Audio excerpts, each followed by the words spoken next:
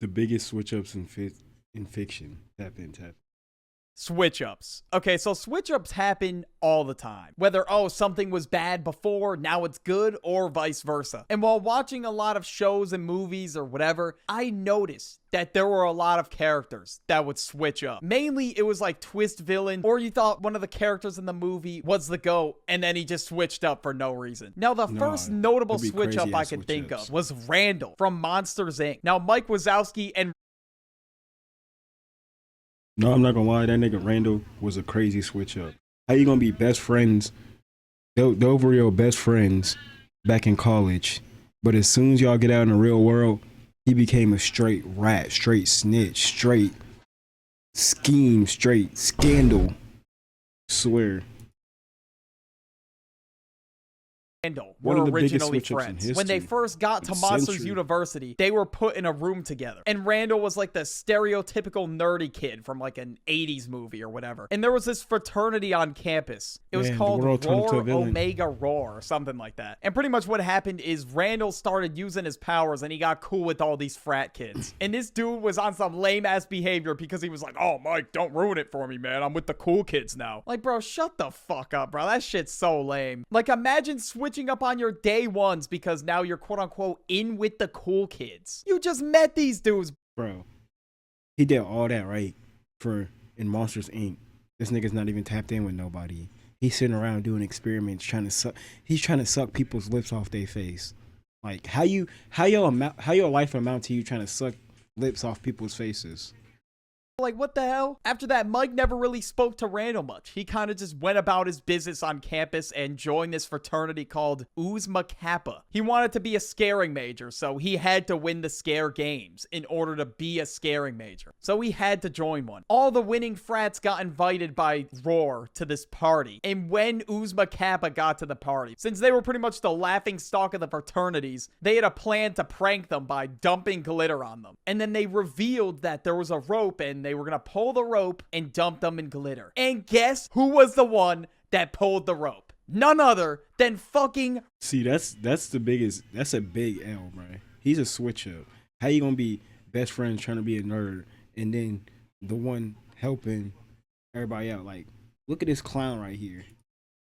Randall, biggest lame on the planet. He revealed himself with his invisibility powers and he just pulled the rope because he is now in with the cool guys for whatever reason. When I saw this happen, I just thought to myself, this is a crazy level of switch up, bro. And that is the lore behind why Randall is the villain in Monsters, Inc. He's just a bitch, bro. Randall is a bitch. Now we got Mr. Krabs. And as you know, Mr. Krabs will literally... This nigga will switch up. He will sell your soul for a nickel. I'm not even playing. He will sell your soul for a nickel. He will do anything for some money. He will slime you out for a dime, a penny. He will slime you out like anything for 1 penny. 1 penny, and he'll do it all. Despite all the years SpongeBob has been grinding at the Krusty Krab, working his ass to get a measly ass paycheck from Mr. Krabs, because we already know he's not paying him shit. Man, I swear, he's sitting here, SpongeBob, on his grind every single day, sitting there early to work every morning, coming there grinding. He basically building the business by himself, cooking all the burgers back there, and Mr. Krabs paying him like 3 pennies. And SpongeBob fine with that.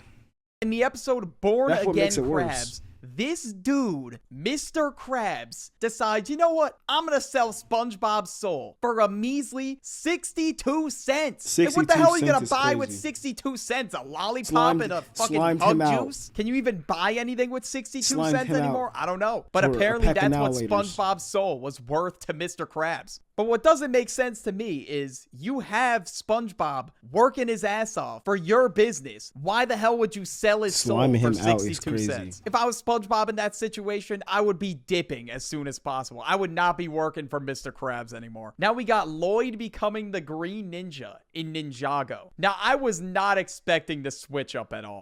Bro, Lloyd, before he was the Green Ninja, I swear he used to make me so mad. He was so aggravating. All he would do is just going around causing mischief. He thought he was Loki. It was one of the biggest plot twists in Ninjago, besides Zane becoming a robot. That one was even crazier. Like, I deadass almost cried when I found that out. But if you don't know anything about Ninjago at all, this dude, Lloyd, was the son of the villain, Lord Garmadon. And later on, he finds out that his destiny was to become the Green Ninja. And let's be honest, we all thought Kai was gonna be the Green Ninja. We all did. He was extremely locked in on becoming the Green Ninja. But out of left field, it is revealed to us that Lloyd is actually the Green Ninja. And him, Zane, Cole, and I ain't gonna lie, I always thought it was gonna be Cole that became the Green Ninja because he was already tapped in with the Earth Elemental. It would have made way more sense. Well, at least when I was young, it made way more sense for him to be the Green Ninja than Kai or Zane or Jay, any of them. their job is to protect Lloyd, who was a menace at the beginning of the show. He would just do mischievous things. He wasn't really a huge threat or anything. He wasn't a force to be reckoned with, but still, nobody saw this coming. Now, I would think this is a good switch up, of course. He went from, well, not really a villain, but not a good character, to one of the most important good characters in the show. Okay, so I surprisingly didn't talk about this in my Squid Games video, because I just found this out like 3 days ago. I don't know how the hell I didn't know this, but apparently the old man, or player one in Squid Games, was the owner of the games. How the hell did I not know that? The entire show, why he didn't die. I thought this old man was a great, upstanding citizen. He would help Gi-yoon a lot throughout the games, but apparently the reason why he played in the games was to quote-unquote relive his childhood. What the hell? Okay, that just makes his childhood. What type of childhood did he have?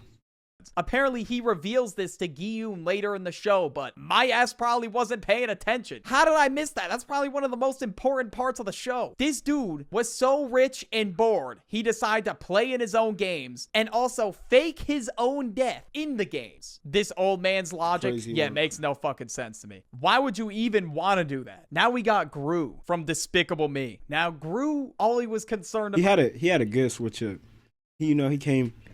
He was evil, trying to steal the moon to becoming a family man. You know, he settled down, humbled himself.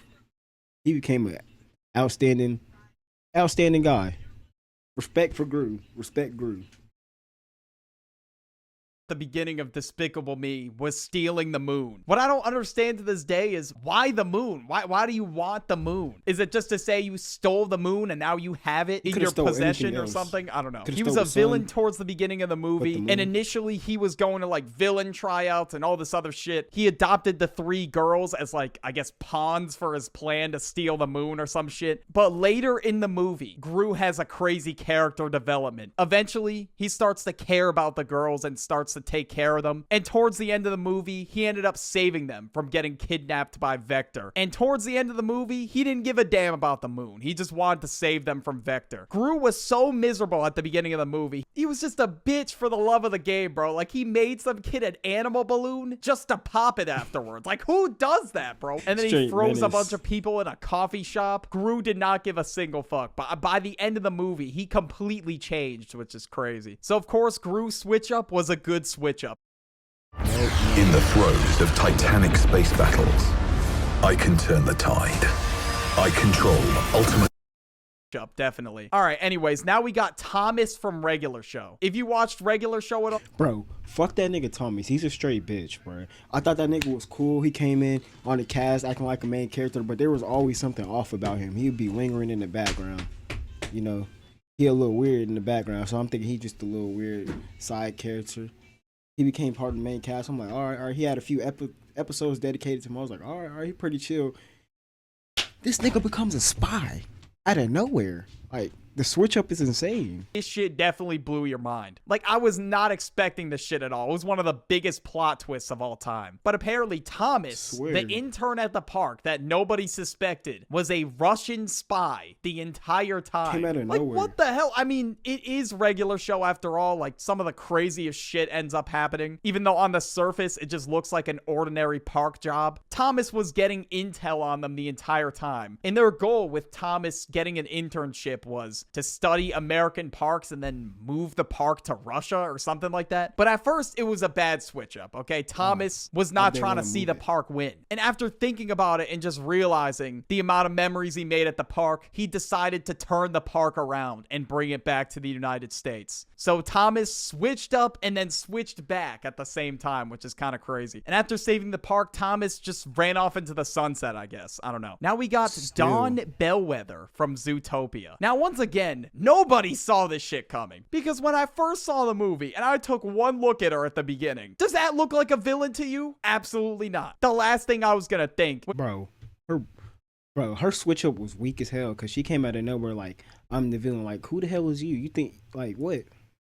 Sheep that looks like an innocent librarian is gonna switch up on all of Zootopia. But Dawn Bellwether had a villain arc throughout this movie, because she was getting treated like shit by the mayor of Zootopia, and she was the assistant mayor, and despite that, she was still getting treated like garbage. And eventually she becomes the mayor, and then she decides to take advantage of her power, and she wanted to make animals that were considered prey completely dominant in Zootopia. Then animals that would hunt for prey were given this serum, I guess, that made them go completely rogue, and basically was trying to paint them as the common enemy. And at the end of the movie, Nick and Judy got the serum, and that was pretty much it. Now we got Cobra Kai. Now there's a couple examples of switch ups that I wanted to bring up in the show. So the first example I wanted to talk about was John Kreese versus Terry Silver, of course. For those of you that haven't watched Cobra Kai, some of you might not. But I haven't watched Cobra Kai. I know it's an L.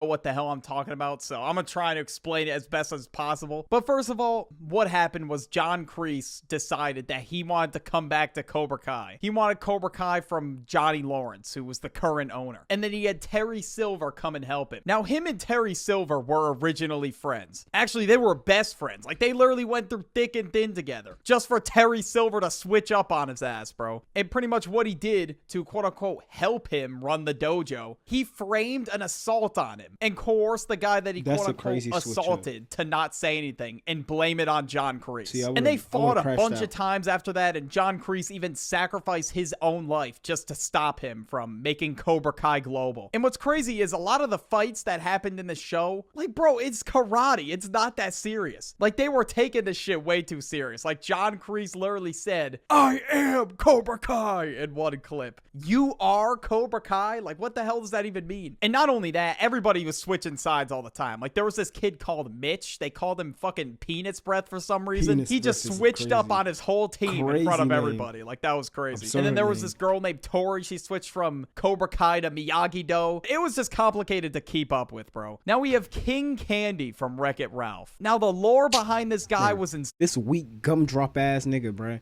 Like, how the hell, bro? The plot twist to this movie was crazy as hell. Cause how the hell did you be like, nigga? I would never believe this nigga was the villain the whole entire time. Like, that shit had me actually like baffled when I figured out this nigga was the villain.